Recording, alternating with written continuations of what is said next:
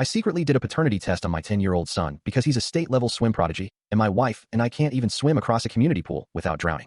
I almost ended my 12-year marriage over it, and I still don't know if I'll ever fix the damage I did to me and my wife Sarah have 2 kids. Our 12-year-old daughter Lila, who's my clone, same brown hair, brown eyes, same terrible sense of direction, hates sports just like I do. Then there's our 10-year-old son Milo. Milo is different. He's got bright red hair, green eyes, and a natural talent for swimming that's honestly terrifying. We signed him up for a free community swim lesson last summer, just to teach him not to drown. By the end of the month, his coach was pulling us aside, saying Milo's the most naturally gifted kid he's ever coached, and he needs to be on the state travel team. But here's the thing. Me and Sarah can't swim. At all. I almost drowned at a lake party when I was 16. I've been scared of water ever since. Sarah can barely put her head under without panicking. Neither of us have red hair. No one on my side of the family has ever had red hair, and no one on either side has ever been a competitive swimmer that I started to overthink it. Sarah had an ex-boyfriend in college, Ryan, who was a D1 swimmer, had bright red hair. They dated for 2 years right before we met.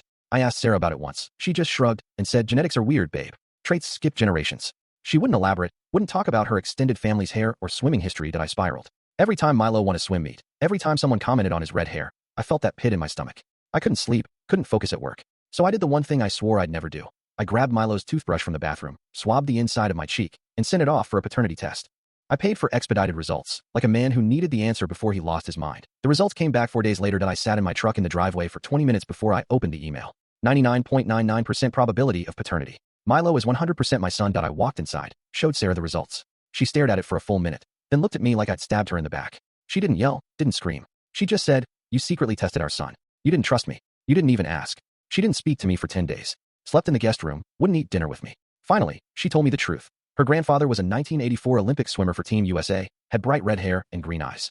He abandoned the family when her mom was 5, so her mom never talked about him, and Sarah hated bringing him up. She didn't avoid the question because she was hiding something. She avoided it because she didn't want to talk about the man who broke her mom's heart. That it's been 6 months now. We're in couples therapy, but Sarah still brings it up every single time we fight. I leave a cabinet open. She says, maybe you should DNA test the cabinet to see if it's really yours. Milo found out about the test, asked me if I didn't want him to be my son. I still haven't found the right words to answer that. Half my friends say I'm a total asshole, that I broke my family's trust over a stupid insecurity. The other half say I had a right to know the truth, that it's better to know than to spiral. I lie awake every night wondering if I'll ever be able to fix what I broke.